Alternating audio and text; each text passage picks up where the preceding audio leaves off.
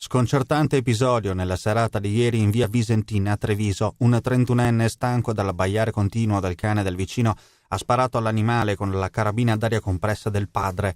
3 i colpi esplosi all'indirizzo di Susi, una meticcia di taglia piccola di circa 16 anni d'età. L'animale, colpito all'addome, è stato ritrovato agonizzante dai proprietari, una coppia di quarantenni. I pallini non hanno ucciso la cagnolina, che però in seguito alle ferite resterà paralizzata alle zampette posteriori. Del caso si sono interessati fin da subito i carabinieri di Treviso che nella notte, raccolta la denuncia dei proprietari, hanno identificato il cecchino. Il 31enne riferirà di aver sparato perché è stanco di sentire il continuo abbaiare di Susi. Il fucile ad aria compressa utilizzato era stato sistemato dal padre in una vetrinetta chiusa a chiave.